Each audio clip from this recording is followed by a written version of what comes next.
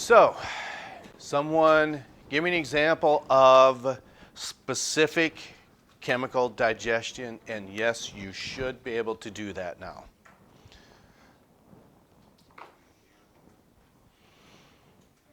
But we didn't say mechanical. We want specific chemical digestion. Your fishies are an example. I'll give you that much. What is everything that you can tell me how your body is going to metabolize those goldfish? Nothing like starting the week off over a long weekend with a tough question like that. A clue you could use is, what did we leave off with last week?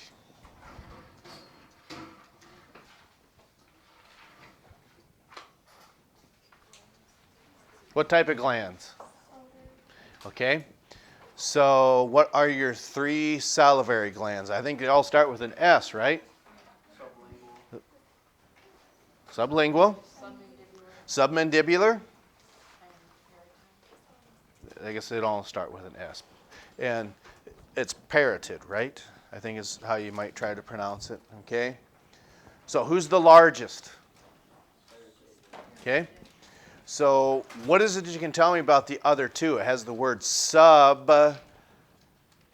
in its description. There's one that's below your ear. Is that submandibular or sublingual?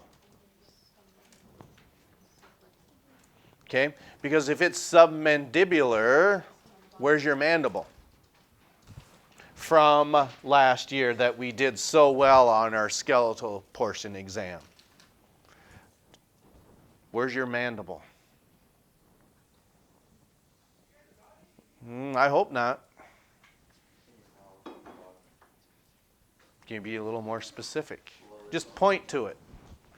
Yeah, your mandible is all of this structure right here. That is your mandible. So one of the aspects we tried to, at least on this end, was put in stress, you're going to have to know these bone structures for next year. And now that's starting to come full circle. And some of you, you'd had that opportunity to take an opt-out on that exam. Are you still maybe glad that you did that? Yes. So do you mind answering why is that? Why did you opt out for that?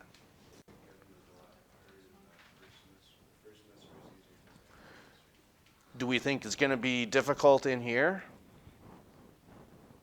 We're trying to set the stage for you, all right?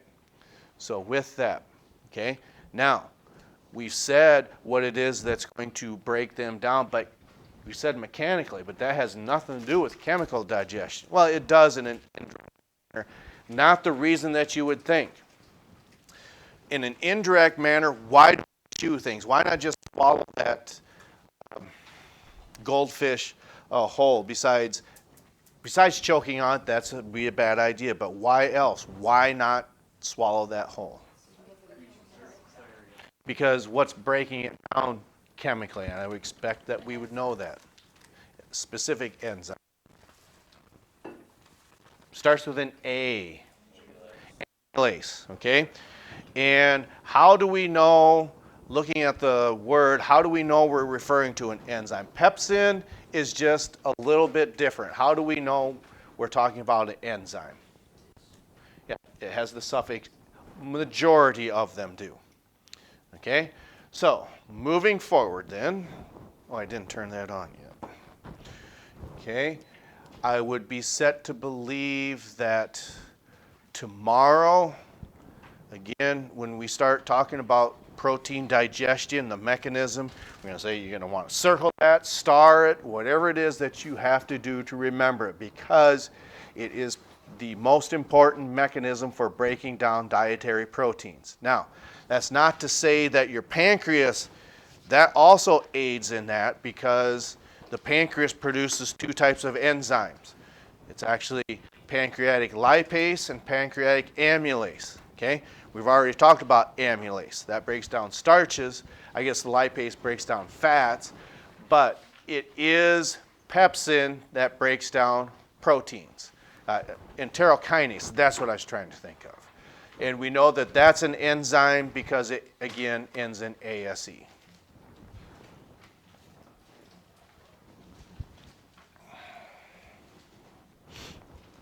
So, remember, how do we know if we're talking about an organ that does, how do we know that the stomach is something that secretes a substance? Well, other than it tells you that.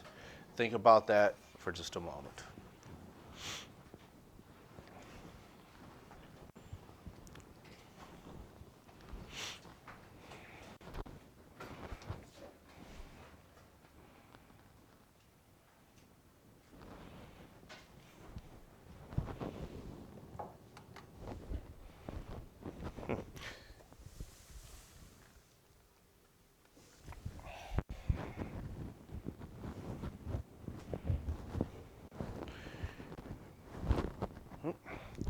Got a little guy in here and decided to come in. Pretend that we have been here. Ha ha ha ha ha. Why does he keep wanting to jump out of my hand? Because I'm going to take him outside and put him out where he belongs. Okay, that way, opossum or something else can come and consume it.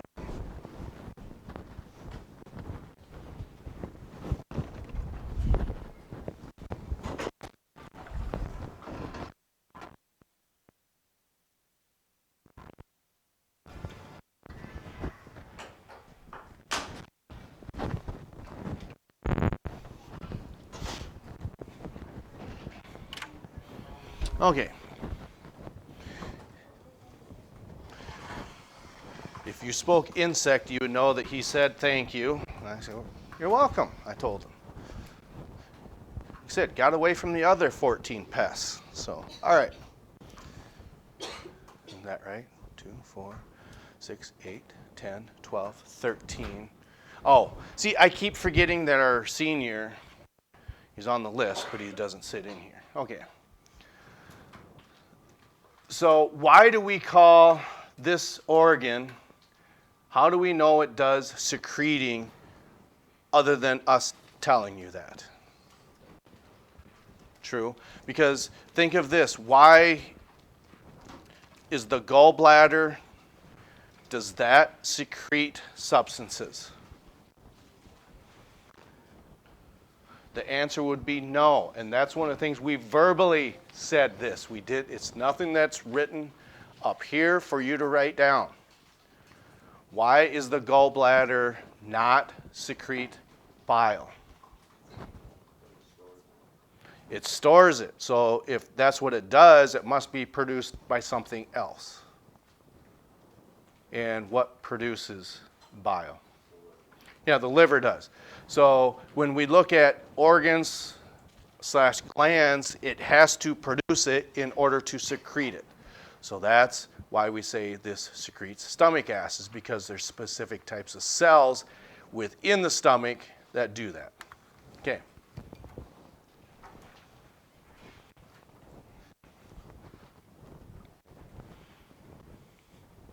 I suppose sometimes I wonder if this microphone, if it gets out of range, does it stop recording? Nope, it's still going. Whew.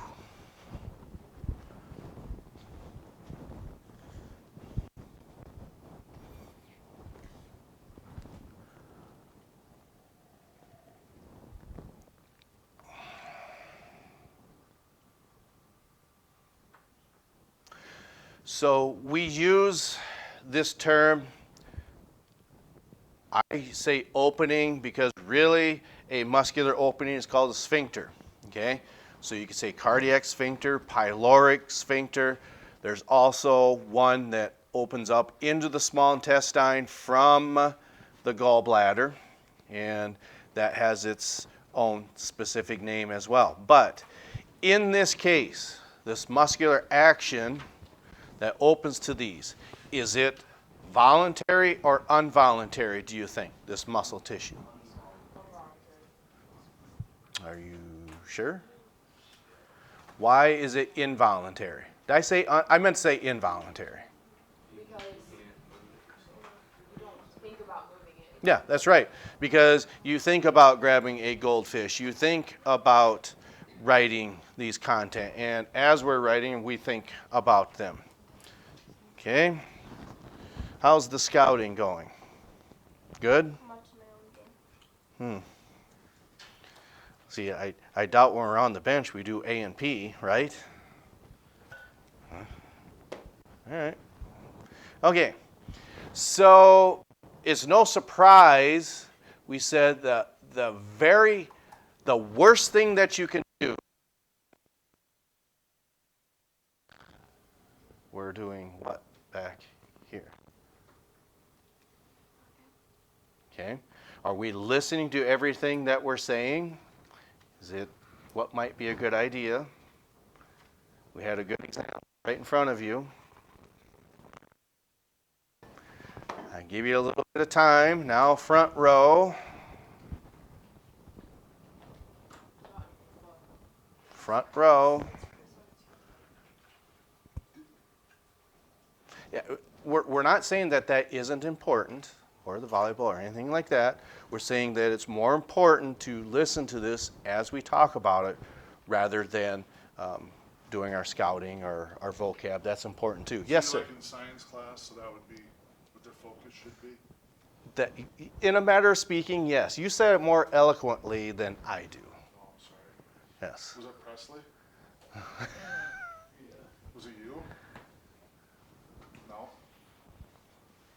It was you that was doing scouting and not doing... I thought maybe they're on the bench during volleyball. Maybe they're doing A&P. Yeah. All right. I didn't need anything. Oh, okay. So, back to our original question. What is the worst thing that you can do for yourself after consuming any type of meal, whether it's a small one to a very big one? What's the worst thing that you can do?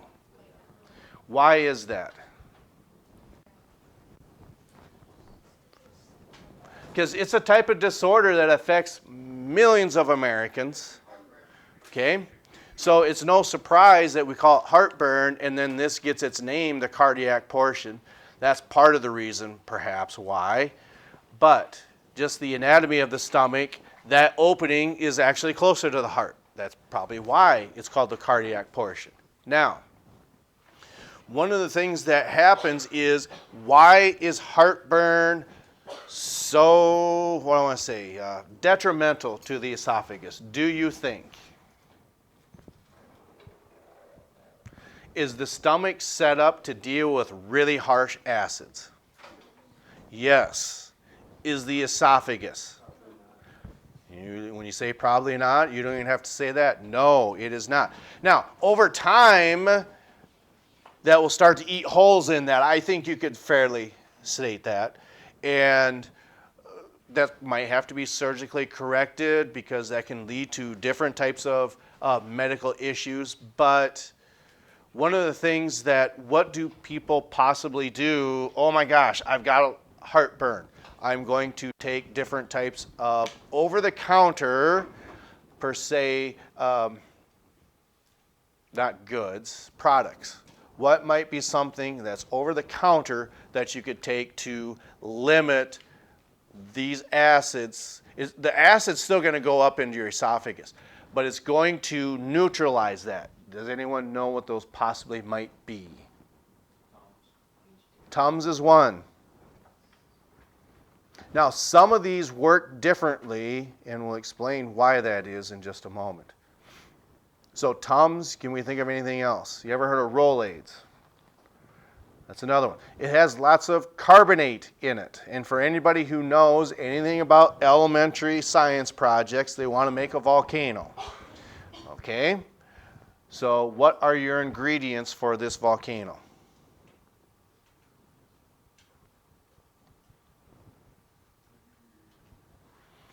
Vinegar is one,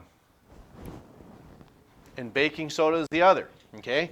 So when you look at the components of that, what is true about vinegar? Is that acidic or basic? It's acidic. I mean, it's not totally acidic because we put it in our foods. It's in ketchup. It's in tomatoes. It's probably in mustard. It's in a lot of the things that we consume. Okay? But one of the things that we're looking at is this vinegar. One way the body does this, you said baking soda, right? That's a very common name. Okay? This is your major ingredient. Oh boy, some general chemistry and physical science. The carbonate ion. That's carbon dioxide. You're close. Oh, that's poisonous. That's a gas. We don't want that. Not carbon monoxide. Bail us out, senior. Bail us out, senior. Is it carbon something? It is. Carbon. Is it on there? No, it's a polyatomic ion. You're trying to figure it out from monoatomic ions. So we said carbon. It's got some oxygen in it.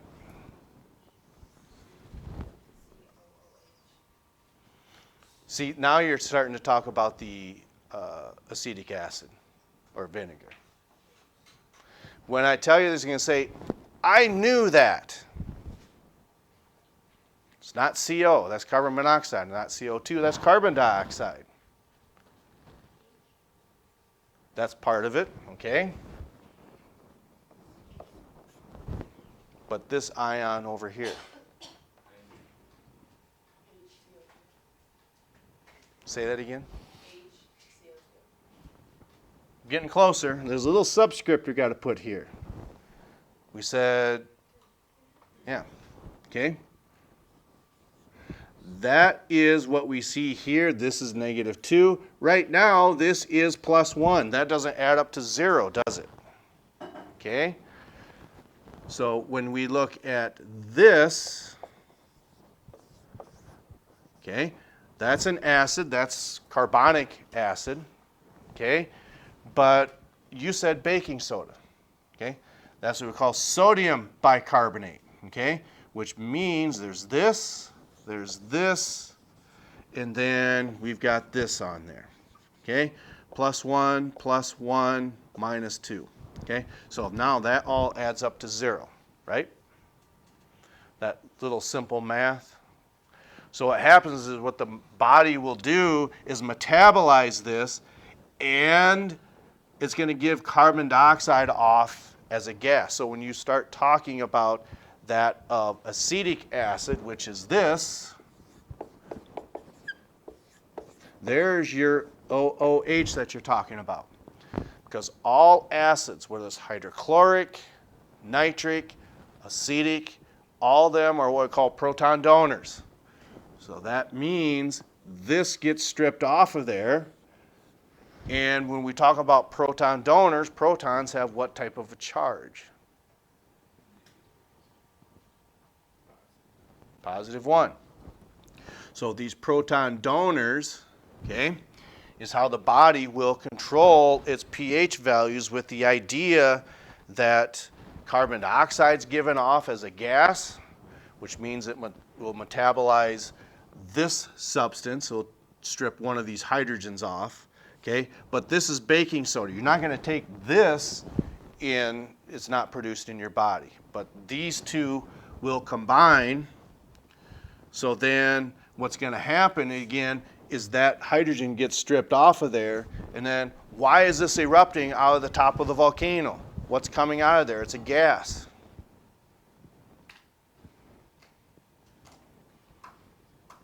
What's this here?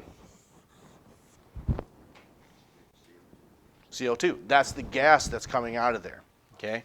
So what happens in your body, again, it all hinges around these two right here. But a little chemistry will explain how and why that happens. Okay. But that's for another time and another place. Okay. So what might be some other over-the-counter products that you could take not Rolaids. Did you say Tums earlier? What might be another type of pill that you could take? Does anyone, I don't know why you would know. Have you ever heard of a product called Tegament HB, I think is what it's called. Okay? And what that does, okay, is what type of acid do you think is found inside your stomach? Maybe it doesn't say. Oh, it just says stomach acids.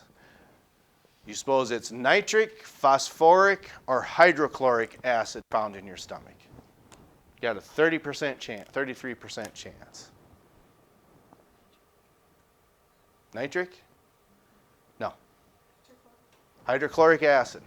Remember, when we talk about acids, they're what type of donors? Yeah, proton donors. So what happens is that Tegament HB, whether it's this type of acid or this type of acid, or especially, oh, I got it, especially this one right here, what happens is that blocks the little little proton factories in your stomach. It doesn't allow them to secrete all that acid. Remember, they're proton donors, so it blocks this from being secreted into the stomach. That's how it prevents you from getting heartburn. They all work fairly similar, I would think. I can't think of anything else besides Tegament. Okay. All right. So then let's see here. This one. And then, yeah. I want to do this one and the next one.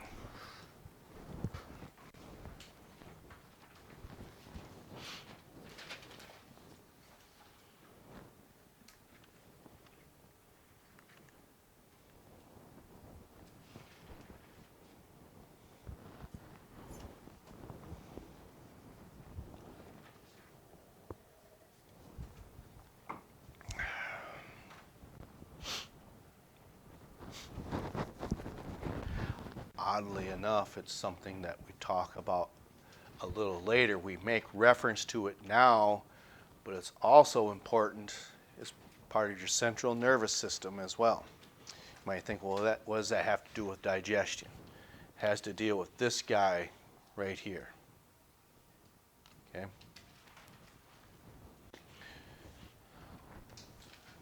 Do you remember how many cranial nerves there are? Right? Okay?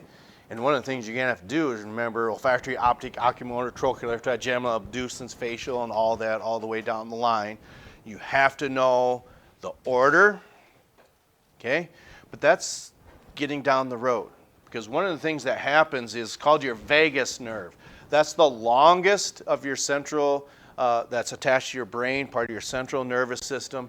And vagus, oddly enough, is Latin for wanderer.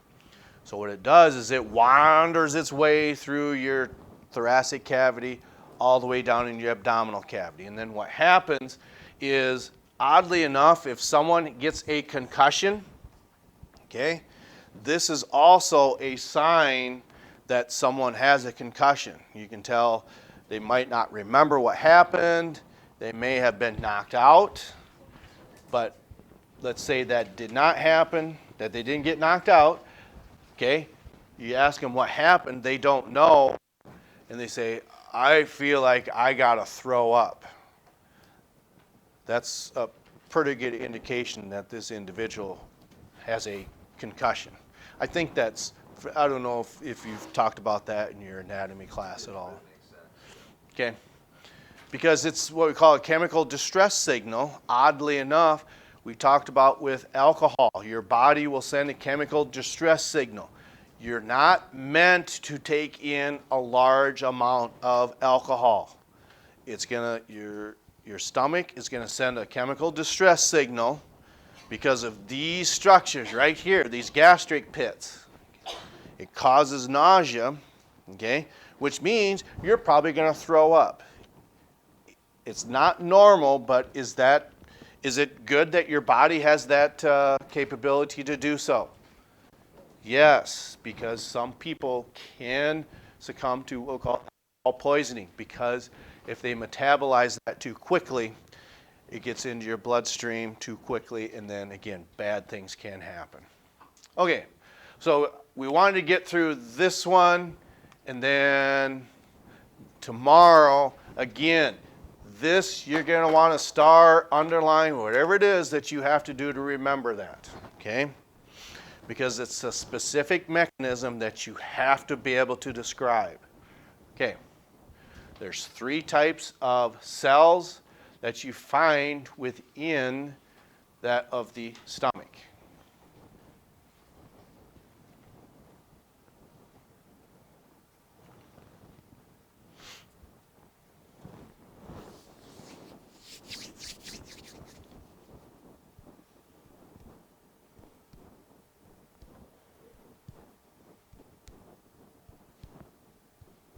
And then when you're describing it, we'll give you a little clue to help you keep this straight and or separate.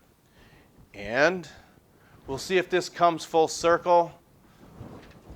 Our lone gentleman senior, I know we got 2 of you in here, but, well, the one he's MIA, but that's because he's in another class. We'll ask some of your other senior classmates. They probably still remember how to keep these straight. Okay? It's pretty straightforward that mucous cells secrete what? Mucus. That's pretty straightforward. But how would you remember to be able to keep straight the chief cells from the parietal cells? You say, well, maybe I just got luck. It's a 50-50 chance or a 50% chance, 1 out of 2. Of course, that's one way you could look at it. But it's what they release and or secrete. Okay? Is there an A in chief? Of course not. I mean, if you're bad at spelling, you might inadvertently put one there. But there's no A that belongs in chief. But there is in parietal. Okay? So since this has an A in it, what does it secrete? So keep those 2 letters, correlate that. The parietal cells have an A in it, so those are the ones that secrete the acid. Then you know that what's left over, the chief cells secrete what we call pepsinogen. It's what we could say, it's an inactive enzyme, because we're going to talk about that tomorrow, because one has to activate the other. Okay? Then that's another aspect that we will make reference to tomorrow. So sometimes these come in 3s. Okay? 3 salivary glands, 3 types of cells in the stomach. And can anyone else think of the function of 3 when we talk about saliva? Okay? So what is true about saliva? It's got spit. Spit, that's not a very good term. It's got mucus in it. It's got water in it. And it's got enzymes in it. Okay. All right, so we will pick up with this tomorrow, so we'll catch up to you next time.